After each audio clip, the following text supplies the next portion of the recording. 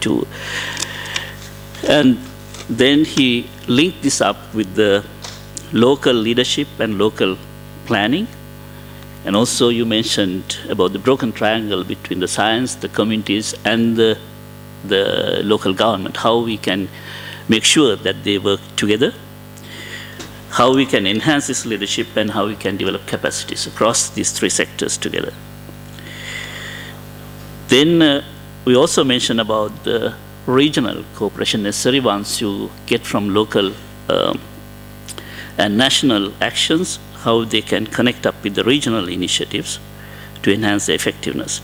And finally, the point you made was on the mainstreaming, which again we had just in the morning session had some discussion going on how we actually upscale. The point made was that we have lots of initiatives going on, but there's a problem of upscaling it to so that we could actually mainstream the experiences and the knowledge we have gained.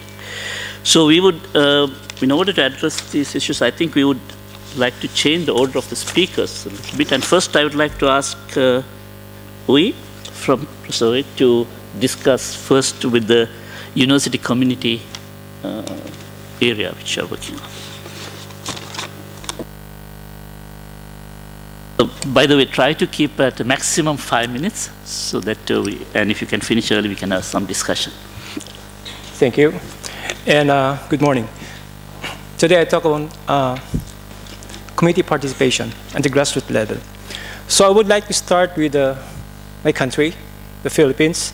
So as you can see, the Philippines is an archipelagic country with at least 7,100 islands. So we have so much islands, so you may probably find Philippines very exotic. And it's also among the longest coastline in the world with at least 32,400 kilometers. And because of this, the country is quite susceptible to storm surges and also to impacts of climate change like sea level rise. And more than half of the population is living along coastal area. And 78% of the province are coastal. And since we have a long coastline, we also have so much municipalities.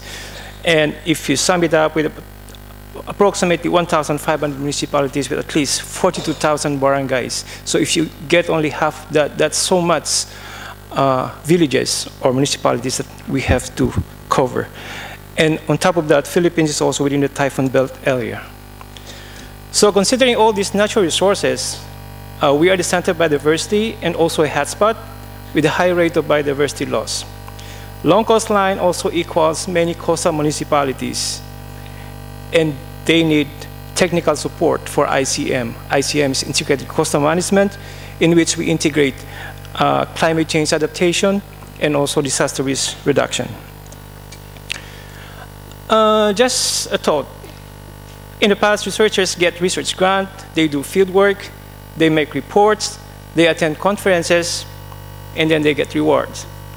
The project ends when the grant ends, and also the project could not be sustained because of the project period. So this leaves the community with practically nothing but reports placed in the shelves. So what we need actually here is to capacitate the community, empower them so they become steward of the environment. So we make the community and the group of us partners of development. So looking on capacity building, here we need players or practitioners. In a country and also in other Asian countries, there's a lot of universities and NGOs or non-government organizations, but there's only very few who have the capacity to do research and development and also to do monitoring and evaluation. So in this case, we really need tools and resources. Some of these universities may have capacities, but some does not allow them to do community work on top of their teaching job. So probably in some universities it's not a priority. So we need here to emphasize the role of the academe as development partners and not simply as consultant. I put consultant in quotation mark because among the local government unit, when they look at consultant, they look at you as one who packages everything because they pay you well, so you have to package everything and then we receive the finish. So with this, we need funds for capacity building. Now, mainstreaming adaptation to development planning. So Philippines has a long history of ICM, integrated coastal management, and we have such a lot of success stories and also failures. So learning from them, from the ICM strategies, early community involvement through baseline assessment and planning is really very essential, even at the end. So making them partners. And outside technical and financial assistance is often critical, but local governments and communities also must allocate the resources. So there's counterparting. And the community needs technical assistance or support from the academe or from the NGOs, which is at the moment limited or scarce. So to sum it up, I would like to stress the importance of the local community's involvement, or I say active involvement, in the whole development process, and also to capacitate the academe and the NGOs with appropriate skills and tools to make them more effective. Thank you.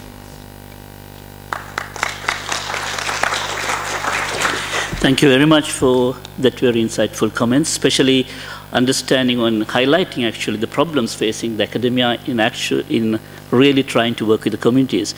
And later maybe in the discussion some of you could introduce some practices. For example, I know that in Indonesia, Gajah Mada University has a very strong program of researchers working with communities, so we could actually learn from these ongoing examples. So next I would like to ask Nong Rangsa to... Nong Rangasa. Yes, thank you, Mr. Chair. It is well recognized that climate change is happening and real. It is a major threat to social, economic, and cultural development, and to the attainment of the Millennium Development Goals and the improvement of the Human Development Index. And it will make difficult for us to alleviate poverty like the Philippines. So, the province of Albay has been especially exposed to various climate risks, such as tropical cyclones. We have all natural disasters. You name it, we have it. So upland farming communities and watershed resources in the Philippines are highly vulnerable to the impacts of climate change. The coastal areas must be prepared, must be protected from the storm surges and the sea level rise. So community living along the coastline and the upland must be prepared to meet these challenges from their environment, their livelihood, and their homes. So since adaptation to climate change is highly local, the action needs to be centered at the local level. Mainstreaming climate change adaptation in development is one of the imperatives to address the impacts of climate change in synergy with other equally with the vital economic development and environmental protection objectives, as well as the national and local governments units. So the successful pursuits of increasing resiliency of human and natural system in the presence of interacting stressors related to climate change, rapid population growth, urbanization, industrialization will depend on how well multi-objective action agenda can be formulated and executed to increase resiliency without putting a drag on development. So at the national levels, it will be entail rethinking and calibrating development with environmental agenda with climate change consideration. Locally, it will require revisiting the comprehensive land use plans, which is the principal instrument for orchestrating an orderly and systematic implementation of physical, social, and economic development programs. Why capacity needs for mainstreaming CCA in the local government's units, local government level? It is important to understand the role of local governments in shaping adaptation if the focus is to be most vulnerable social groups like natural resource-dependent populations. Successful adaptation must be accomplished through action that target and reduce the vulnerabilities poor people now face, as they are likely to become more prevalent as the climate change. The efficiency and effectiveness of climate adaptation initiatives lies on the local institution through which incentives for individual and action are structured. Understanding how the local institutions function in relation to climate and climate-related impacts is a core component in designing interventions that can positively influence the adaptive capacity and adaptation practices of the poor populations. What are the prerequisites for mainstreaming? Number one, data and information for mainstreaming must be readily available, from risk data in the form that could be readily integrated into LGU system and the process of such land use and development plans and regulatory processes. Number two, key agencies. LGU must have the necessary institutional capacity in terms of personal competencies, mechanism, and tools. And there must be a political leadership as manifested in enabling environment from policy and resources.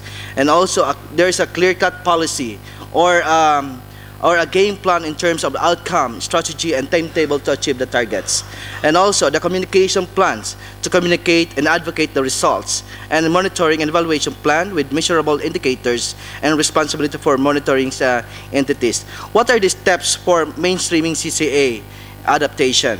In the baseline, we have to come up with a baseline risk scenario development, and also your VAM, vulnerability, adaptability, and matrix, and also the socioeconomic impacts and scenario projections. And also we came up with the economic assessment of climate change risk, including incremental cost and compilation assessment, valuing and prioritizing of adaptation options, including no regrets options, and assessment of system processes for identification of entry points, and developing the appropriate instrument for mainstreaming from guidelines and local ordinances. And also it is important to note that climate change is ostensibly a global concern, that the implications of which are focused on global levels, and that very little has been done to fully understand its local impacts. It requires a change to understand and communicating the impacts of climate change at the locally applicable. And it is so difficult to challenge convincing the other policymakers to integrate climate change adaptation in development policies, since climate change impacts are based on long-term projections. So given the significant development pressures that exist at the local level, from poverty, hunger, unemployment, among others, local government planners and decision makers in many cases do not have a luxury of being concerned among global change. It is important to find ways to integrate climate change adaptation into sustainable development planning in such a way that the policymakers will see climate change as an issue and needing for immediate action in the local level.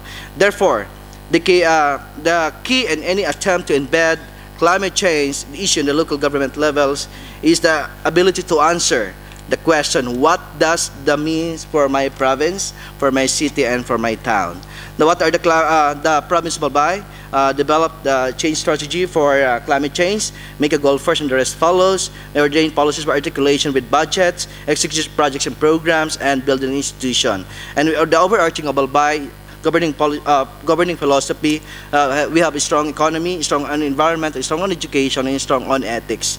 And also, the province of Albay, in partnership with a joint program, the Millennium Development Goal Fund 1656, this is a joint program between the Spanish government, United Nations, and the government of the Philippines, and the province of Albay, initiating this by learning by doing, implementable and replicable. We initiate the mainstreaming climate change adaptation integration into curriculum in all learning areas at all levels, not only in Albay but in the entire Bicol region, because my governor is the RDC chairman. And this is in partnership with the CHED, DepEd, and the UPLB, and the IPCC experts in the Bicol region, that in the Philippines, that is demonstrated. We are on the process of the revision of comprehensive land use plan with climate change and climate-related hazards composed of 15 municipalities in 3 cities, including national government agencies based in the Bicol region. And also we conducted capacity assessment and development and training of all 720 community LGU training course on mainstreaming DRR, CCA, disaster risk reduction and climate change adaptation into local development planning processes to all elected officials from community to municipal, city, and provincial levels, and to ensure that the local development plan are embedded into their annual investment plan. This is conducted and demonstrated. And conduct community vulnerable assessment for DRR and CCA to develop their own contingency plan and output per clubs. And mangrove plantation for reforestation, and we need funding for this. And adopt a river increase program with food for work. And we are hosting right now for the LG Summit Plus 3 in the Philippines on November 4 to 6. And we participate with all governors and all vice governors and planning officers. And also, last, we used the SimClim, developed by Dr. Peter Urich. It's a climate simulation and modeling system which allow users customized model for their own geographical area and spatial resolution. And last, this is my appeal to our fellow advocates that there's no need to nationally promote climate change issues, problems, and solutions to be translated into local context with a language that people can understand. Thank you. Thank you very much, Nong, for firstly share with us the complex and also the challenging issues the local governments has to face, especially in designing adaptation strategies, and then coming up with the practical examples of the local government in Albay, how we are addressing them. And he also addressed a number of questions Ali has put forward. Maybe next we will have the thoughts of Rama.